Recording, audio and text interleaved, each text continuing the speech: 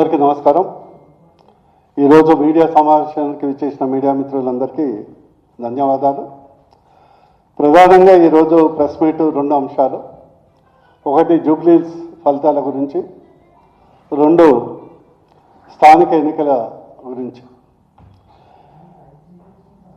జూబ్లీస్లో కాంగ్రెస్ గెలుపు అనేది చాలామంది వాళ్ళు ఉబ్బి తబ్బిబ్బైపోతున్నారు. కానీ వాపును చూసి బలపనుకుంటున్నారు. కాంగ్రెస్ వాపును చూసి బలపనుకుంటున్నారు. ఎందుకంటే అక్కడ జూబ్లీస్లో గెలిచింది కాంగ్రెస్ పార్టీ కాదు, జూబ్లీస్లో గెలిచింది అభ్యర్థి, జూబ్లీస్లో గెలిచింది ఎంఐఎం పార్టీ. ఎందుకు నేను ఈ మాట అంటుంటానంటే, జూబ్లీస్ అనేది పి జనార్దన్ రెడ్డి టైం నుంచి కూడా కాంగ్రెస్ పార్టీ కంచుకోవటం.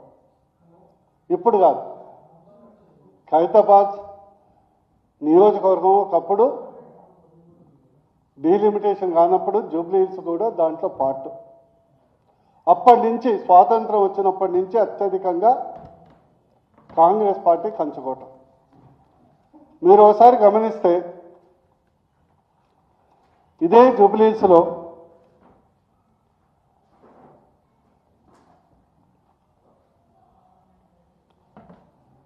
2014లో నవీన్ యాదవ్ అనే అభ్యర్థికి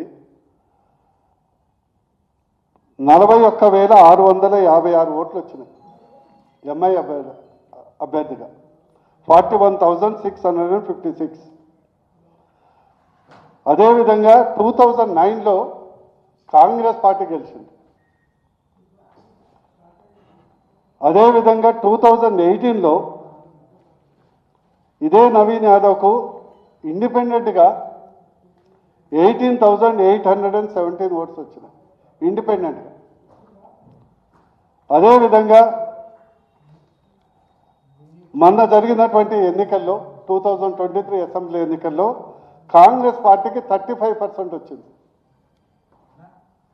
ఈరోజు కాంగ్రెస్ పార్టీ నాయకులు, మంత్రులు, ముఖ్యమంత్రి ఇదేదో మా పథకాలు, 6 గ్యారంటీలు, 420 హామీలు, బీసీ డిక్లరేషను, వీటన్నిటినీ అమలు చేశాం, దానికి ప్రజలు తీర్పిచ్చారని ఉచిత ప్రచారం చేసుకుంటున్నారు. ఇది వాస్తవం. ఇకపోతే ఈ కాంగ్రెస్ గెలుపులో మెగా బడ్జెట్ ఉంది, దాదాపు 200 కోట్ల బడ్జెట్. హడావుడిగా ఒక అజరుద్దీన్ గారిని మినిస్టర్గా చేయటం, అదేవిధంగా అర్ధబలం, అంగబలం, యావత్ ప్రభుత్వం జూబ్లీస్లో 2 నెలలు కష్టపడటం, ఇవన్నీ ఫలితమే అక్కడ ఉన్నటువంటి అభ్యర్థి యొక్క పలుకుబడి కానీ, సానుభూతి కానీ, ఆయన గెలుపుకు కారణమైంది కానీ కాంగ్రెస్ పార్టీది కాదని స్పష్టంగా మీకు తెలియజేయదలుచుకున్నాను. వాళ్ళు మళ్ళా వాపం చూసి బలపనుకుంటే ఆత్మవంచన చేసుకున్న వాళ్ళే అవుతారు. ఇకపోతే బారాస గురించి చెప్పనక్కర్లే, వాళ్ళ దగ్గర టన్నుల కొద్ది డబ్బులు ఉన్నాయి. అందరూ సాధారణంగా వేరే పార్టీలు, వేరే నాయకులు కౌంటింగ్ స్టేషన్ పెట్టుకుంటారు, వాళ్ళు ఓన్లీ కేవలం జోకుతారు. ఎందుకంటే లెక్కలన్నీ టన్నుల్లో ఉంటాయి. వాళ్ళు కూడా పెద్ద భారీ బడ్జెట్ పెట్టారు, అందుకొరకు వారికి గెలుపు. ఇకపోతే మూడో అంశం బీజేపీ. సరే, బీజేపీ అనేది అనుకున్న స్థాయిలో మా పర్ఫార్మెన్స్ లేదు. కానీ స్థానిక ఎన్నికలు ఏదైతే బై ఎలక్షన్స్ ఉంటాయో, బై ఎలక్షన్లో ప్రజల యొక్క మనస్తత్వం డిఫరెంట్ ఉంటుంది. బై ఎలక్షన్ ఎప్పుడు రిఫరెండం కాదు ప్రభుత్వానికి.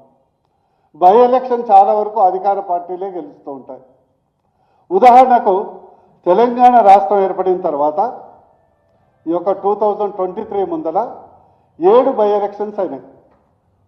అందులో నారాయణఖేడ్, పాలేరు, హుజూర్ నగర్, దుబ్బాక, నాగార్జున సాగర్, హుజూరాబాద్, ఇట్లా 7 ఎలక్షన్స్ అయింది. 7 ఎలక్షన్లో కూడా కాంగ్రెస్ ఎక్కడ గెలవలే. ఆ 7 ఎలక్షన్లో కాంగ్రెస్ ఎక్కడ గెలవలే. చాలా చోట్ల డిపాజిట్ కూడా పోయింది. కానీ 2023లో ప్రభుత్వం ఏర్పాటు చేసింది. 2023లో ప్రభుత్వం ఏర్పాటు చేసింది. అదే మన పక్క రాష్ట్రం ఆంధ్రప్రదేశ్లో కూడా జగన్మోహన్ రెడ్డి అప్పుడున్నటువంటి ముఖ్యమంత్రి గారు ఆయన హయాంలో 90% ఎగ్జాక్ట్లీ 90% లోకల్ బాడీ ఎలక్షన్లో వైఎస్ఆర్సీపీ పార్టీ గెలవటం జరిగింది. 90% సీట్స్. కానీ తర్వాత జరిగినటువంటి అసెంబ్లీ ఎన్నికల్లో దారుణంగా ఓడిపోవటం జరిగింది. అందుకొరకు అధికారం ఉన్నప్పుడు జరిగే ఎలక్షన్లు, బై ఎలక్షన్లు, స్థానిక ఎన్నికలు ప్రభుత్వ పనితీరుకు గీటురాయి కాదని, అలా కాంగ్రెస్ పార్టీ అనుకుంటే ఆత్మవంచన చేసుకున్న వాళ్ళే అవుతారని ఈ సందర్భంగా వాళ్ళని హెచ్చరిస్తున్నాం. ఇకపోతే బీజేపీ యొక్క ఓటమి గురించి డెఫినెట్లీ మా యొక్క అనుకున్న దానికంటే పర్ఫార్మెన్స్ తక్కువ ఉంది. ఎందుకంటే దాదాపు 30 నుంచి 40% అటు ముస్లిము, ఇటు క్రిస్టియన్స్, మైనార్టీ ఓటు బ్యాంక్ ఉన్నది. అక్కడ ఎప్పుడూ బీజేపీ కనీసం ఒక కార్పొరేటర్ కూడా గెలవలేదు. ఎప్పుడూ మాకు 6%, 8%, 10% ఓట్లే వచ్చినాయి. బీజేపీ దగ్గర పైసలు కూడా అంత లేవు. అందుకొరకు బీజేపీ గవర్నమెంట్ రావాలనుకున్నప్పుడు ప్రజల మనస్తత్వం మారుతుంది. అది అసెంబ్లీలో ఎన్నికల్లో తడాకా చూపెడతాం.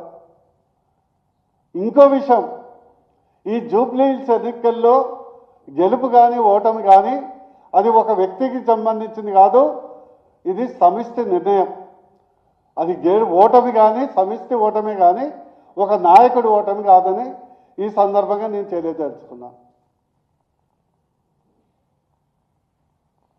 ఓ కిషన్ రెడ్డి గారు గాను, మా అధ్యక్షుడు రామచంద్రరావు గారు, లేదా బండి సంజయ్ గారు, బూర నర్సయ్య గౌడు, వీళ్ళ ఓటమి కాదు, ఇది సమిష్టి నిర్ణయము.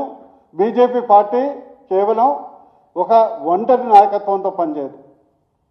అదే కొలమానం అయితే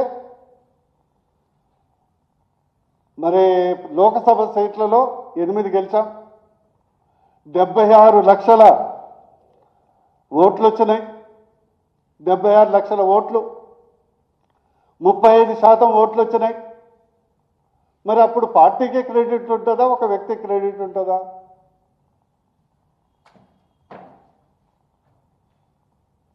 మొత్తం పార్టీకే క్రెడిట్ వచ్చింది. ఒక వ్యక్తి వల్ల గెలిచినామని ఎవరు అనలే కదా.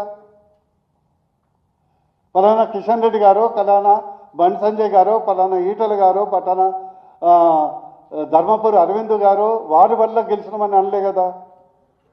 బీజేపీ మోడీ కమలం గుర్తు, బీజేపీ మోడీ కమలం గుర్తు వల్ల 8 సీట్లు, 76 లక్షల ఓట్లు, 35% ఓట్లు సాధించాం. దాని తర్వాత జరిగినటువంటి ఎమ్మెల్సీ ఎన్నికల్లో 3 గెలిచాం. ఒకటి గ్రాడ్యుయేట్, ఒకటి టీచర్. అది సమిష్టిగానే గెలిచినాం.